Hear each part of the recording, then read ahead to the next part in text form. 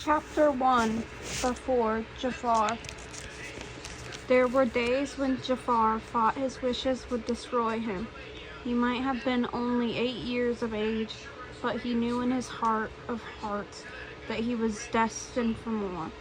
And yet today he was zigzagging through the bustling bazaar, a sack of fresh vegetables clutched in one hand, his little brother's fist sticky in the other. Shouts from angry merchants nipped at their heels because they hadn't bought a single coin in their tattered pockets.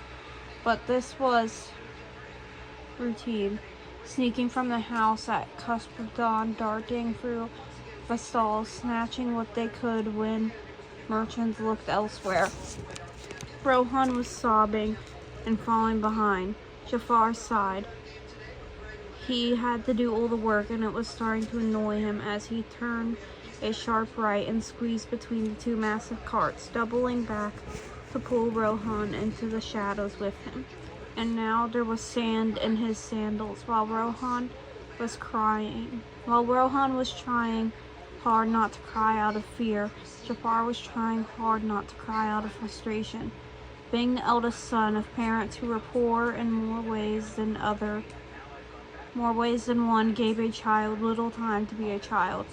"Are we going to be safe?" Rohan asked, his tears drenching the small leather pouch he had been tasked with carrying. They were chased every other day. This was nothing new. Rohan was just weak. He was 6 years of age and behaved like a baby, but he was also Jafar's brother, and Jafar would do anything for him. "Of course we are," Jafar said, pulling him tight against his side, kissing his forehead just as Mama would do to ease him. He tapped the pouch in Rohan's hands. "I'll keep us safe, but you need to keep this safe for Mama, understand?" Rohan looked down at the pouch and nodded, successfully distracted. From the gap between the worn wood of the carts where they hid, Jafar watched with bated breath as merchants ran past their hiding spot. He waited until the sand settled in the lonely street. Far above, a falcon cried as its shadow swooped over him. In the distance, someone strummed a sitar. Children laughed with their father, and a camel protested against its owner. "Now let's get you home, eh?" Jafar asked, rising with caution. Rohan nodded solemnly, picking up the neatly wrapped, painfully sweat naban that had slipped from the pouch to the dusty ground. The walk back home was quiet, the streets outside of bazaar still shaking off the dregs of the last night's slumber. A rare sandstorm had just swept through, and the villagers were either scrambling for provisions or huddling in their homes and counting blessings. Jafar and Rohan's parents were doing neither of those things. He had heard the yelling before he even reached the house, but Rohan was oblivious, throwing open the door before Jafar could stop him. Sound seized with creaking hinges. Jafar should have been used to it by now, but his parents' fighting still sparked his nerves, like lightning in one of the few thunderstorms he'd witnessed. He looked from Mama to Baba, and unsure of what to do, set the vegetables on the table between them. "This is what I mean, Baba Spot. He is a thieving street rat, yet struts around like a peacock." Jafar said nothing, though he took a step forward to put his brother behind him. "And now we will have something to fill our bellies," Mama said, before a series of horrible coughs racked through her. Concern flashed across Baba's face, and there and gone. It should have relieved Jafar that Baba loved Mama, even when they fought, but Jafar couldn't deny the truth of what that meant. Baba didn't like him, his eldest child, his son who was doing more for the family than he was himself. And as much as Baba loved Mama, it sometimes appeared It sometimes appears as though Mama loved her boys more. She pulled Jafar close while Rohan slipped under her other arm, and Baba stormed past her into his room. Rohan swallowed. Jafar bit the inside of his already raw cheek. Mama looked between the two of them, 1,001 emotions swimming in her eyes, the color of smothered embers. Her skin was a little duller than it had been yesterday, her hair thinner. She finally settled her expression in a pained smile and picked up a pot. The hem of her gown flaring with spry movements. Did I ever tell you the story of the golden scabrab?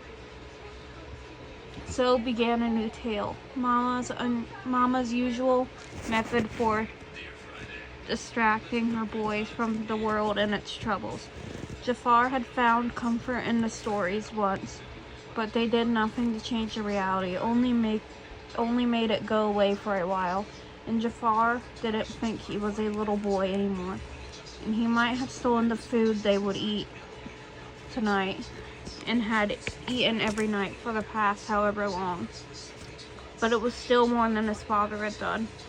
Jafar was worth more than the disgust curling Baba's lips. If only he could make Baba see that. If only he could control Baba the way Baba tried to control everything. It is said that an ancient enchanter created the golden scarab as a compass, Mama said, slicing through his angry thoughts. A bug? Rohan asked, making a face. That's not a compass. It was made to find something that didn't want to be found, Mama said. And so its creation required years and years of studying, scoring accounts on history, lore, and she leaned closer to Jafar, sensing his disinterest. Alchemy. Jafar felt the hairs on the back of his neck rise at the word alchemy. Alchemy, Mama had once told him, was the study of something as close to magic as reality allowed, and because Jafar wasn't fond of its reality, it fascinated him. Did he study alchemy in the House of Wisdom? Jafar asked. Oh, but Jafar, all great men do, Mama replied with a smile. He was, however, unaware of the powerful treasure the scabrab could lead its owner towards, of the genie that could grant his master 3 wishes. When he learned of the potential power which no one person should ever possess, he split the scabrab into 2 and hid each half far, far away from the other. Rohan gasped. Jafar's gaze had stayed to the curtain at the end of the hall that led to Baba's bedroom. And then what happened, Mama? Rohan asked. He was still full of wonder, still rife with the awe that only a younger child could keep alive. The 2 halves remain divided, and for whoever gathers both pieces and joins them together once more, a great reward awaits. Do you see, Jafar? Mama asked, slicing an eggplant into neat circles. What? Jafar asked, only to indulge her. He gathered the slices in the bowl before pulling out her basket of spices. Mama smiled. My little helper, they are 2 halves of a whole. Like me and Jafar, Rohan exclaimed. Mama laughed. Indeed, good catch, my daffodil. Together you are both as powerful as the golden scarab. You could do anything and stand up to anyone. Remain strong against adversity. And summon a genie? Rohan asked. I already know what I'd wish for. He was looking at the small pile of sweets on the counter. Mama's laugh grew. Yes, even summon a genie who will grant wishes beyond your wildest dreams.